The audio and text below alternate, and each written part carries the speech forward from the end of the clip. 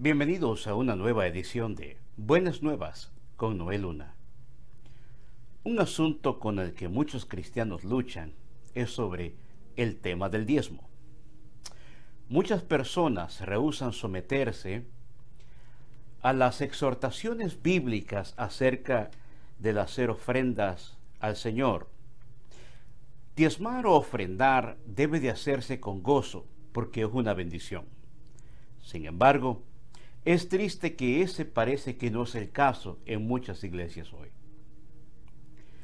Mientras que en muchas iglesias se hace demasiado énfasis en el tema del diezmo, otras prefieren casi no tocar este tema. A lo que me lleva a preguntar, ¿qué tan frecuente se debe de enseñar sobre el tema del diezmo en la iglesia?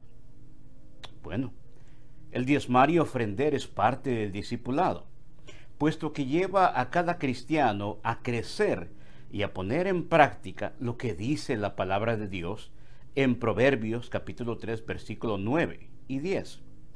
Honra a Jehová con tus bienes y con las primicias de todos tus frutos, y serán llenos tus graneros con abundancia, y tus lagares rebosarán de mosto. Un serio problema que vemos en nuestros días es la filtración de la falsa información en cuanto al tema del diezmo. Con el avance de la tecnología, ahora tenemos acceso a la información de una manera inmediata. Podemos tener la facilidad de acceder a miles de libros con el simple uso de una computadora.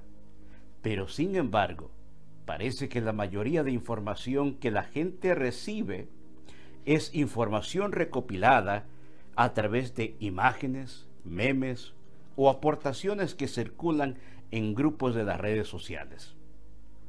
Lamentablemente, muchas personas toman estas aportaciones como que si fueran verdades absolutas y hasta las ven como doctrina.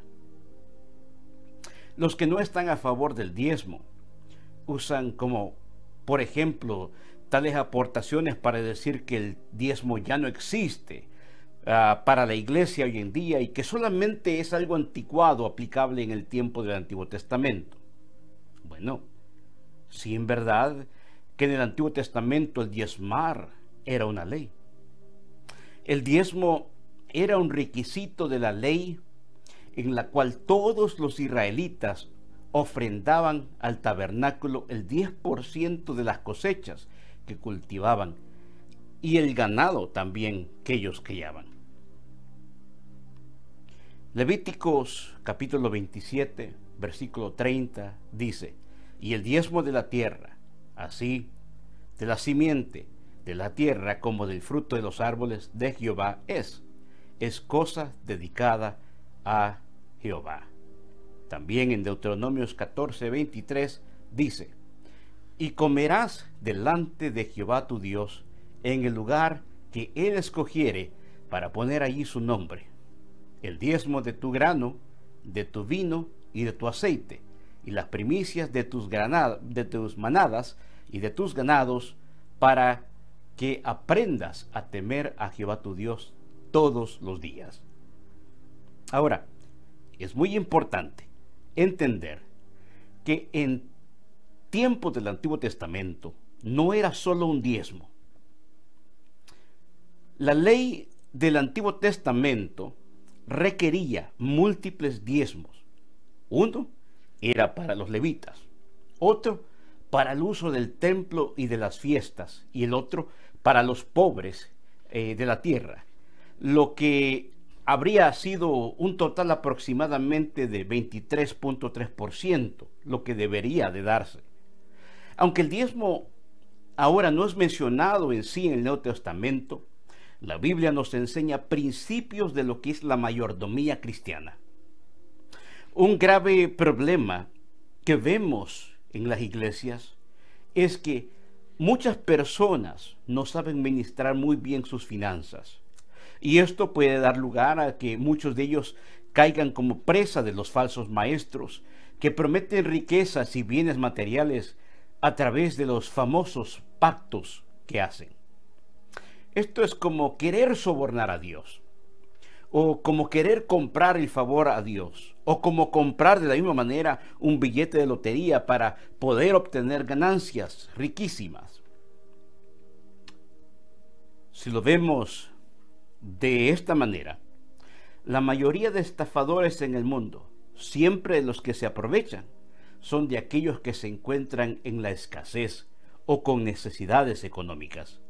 Y lo mismo sucede con estos falsos maestros. Siempre usan estas estrategias para engañar a la gente. Recuerde que el diablo es muy astuto y usa a los falsos maestros con el fin de confundir a las personas con falsas esperanzas.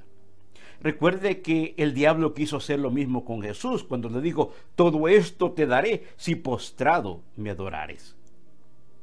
Eso es lo mismo que esta falsa teología de la prosperidad promete. Note, dije falsa, porque también Dios a través de la Biblia sí quiere que usted sea prosperado y bendecido. La Biblia dice en 2 de Corintios capítulo 9 versículo 7: cada uno dé como propuso en su corazón, no con tristeza ni por necesidad, porque Dios ama al dador alegre. Es muy importante notar que Dios no necesita de nuestros diezmos. Dios no necesita de nuestras ofrendas, pero la obra del Señor sí. Y Dios quiere usarnos para ser de bendición tanto para su obra, tanto para el ministerio, como para las misiones dentro de la iglesia, como para las necesidades con los mismos hermanos dentro de la iglesia. Tristemente, esto no se puede realizar cuando no hay suficientes recursos para hacerlo. Esos diezmos y ofrendas nos ayudan a mantener el sustento de los gastos del templo, pero también ayuda a nuestros propios hermanos cuando hay necesidad dentro de la iglesia. Eso es lo que hacía la iglesia primitiva. Ahora, algunos dirán: bueno, la Biblia dice que el diezmo es para los pobres. Bueno, sí, y eso es algo que acabamos de explicar. De un diezmo, según Números capítulo 18, versículo 21 al 24, era el diezmo levítico, y el otro diezmo, según Deuteronomio 14, 15 al 29, era para los pobres y también para realizar las fiestas judías. Ahora, volviendo al punto del diezmo para los pobres, recordemos que ni aun aquel joven rico que tenía todo para hacerlo, que aquel que supuestamente había guardado todos los mandamientos desde su juventud, no quiso dar sus bienes a los pobres. Y se fue triste. Lamentablemente, esa misma mentalidad es la que llevó a Judas a decir que el perfume con el que María de Betania ungía a Jesús hubiera sido mejor vendido a los pobres y se lo hubiera repartido. Y Jesús le respondió: a los pobres siempre los tendréis, pero a mí no. Y la Biblia todavía añade y dice que eso lo decía porque era ladrón. En 1 de Corintios, el apóstol Pablo nos enseña que debemos de apartar algo conforme hemos sido prosperados. Es decir, que no es algo forzado, pero sí un principio de bendición. 1 de Corintios capítulo 16, versículo 2. Cada primer día de la semana, cada uno de vosotros ponga aparte algo, según haya prosperado, guardándolo para que cuando yo llegue no se recojan entonces ofrendas. Terminamos con esto. Antes que existiera la ley, Abraham diezmó al Melquisedec.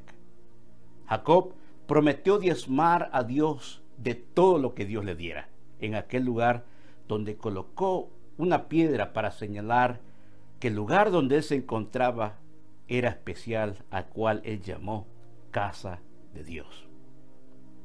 También Malaquías nos dice que Dios no cambia, y los principios de diezmar y ofrendar son principios de bendición tanto en el Antiguo Testamento como en el Nuevo Testamento. Malaquías capítulo 3, versículo 8 en adelante, o versículo 6, dice, porque yo Jehová no cambio. Note, Dios no cambia. Y los mismos principios del Antiguo Testamento podemos verlos en el Nuevo Testamento. Porque yo Jehová no cambio. Por esto, hijos de Jacob, no habéis sido consumidos. Desde los días de vuestros padres os habéis apartado de mis leyes y no las guardasteis. Volveos a mí, y yo me volveré a vosotros, ha dicho Jehová de los ejércitos. Mas dijisteis, ¿en qué hemos de volvernos? ¿Robará el hombre a Dios? Pues vosotros me habéis robado. Y dijisteis, ¿en qué te hemos robado? En vuestros diezmos y ofrendas. Maldito soy con maldición, porque vosotros, la nación toda, me habéis robado. Ahora, note lo que dicen los siguientes versículos. Aquí Dios está haciendo un llamado al pueblo. Después de confrontarlos por el error de la falta de lo que no habían hecho. Ahora en el versículo 10, a pesar de ser un mandamiento, podemos ver después que Dios promete algo. Note, traed todos los diezmos al alfolí y hay alimento en mi casa. ¿Se recuerda lo que le había dicho yo sobre Jacob, que había prometido diezmar en aquel lugar que había llamado casa de Dios, aquel lugar donde miraba una escalera con ángeles que subían y ángeles que bajaban, ángeles que estaban en aquel sueño que él había tenido? Bueno, note esto, trae todos los diezmos al alfolí y haya alimento en mi casa, es decir, que no debe de haber escasez en la casa de Dios. Y probadme ahora en esto, dice Jehová de los ejércitos, si no, os abriré las ventanas de los cielos y derramaré sobre vosotros bendición hasta que sobreabunde. Dios no solamente está haciendo un llamado, Dios promete seguir multiplicando las bendiciones, sigue prometiendo que habrá una gran bendición aún más todavía. Recuerde nuevamente, los principios del Antiguo Testamento son iguales que los mismos principios del Nuevo Testamento en cuanto a la bendición de dar. Jesús mismo dijo, al César lo que es de César y a Dios lo que es de Dios.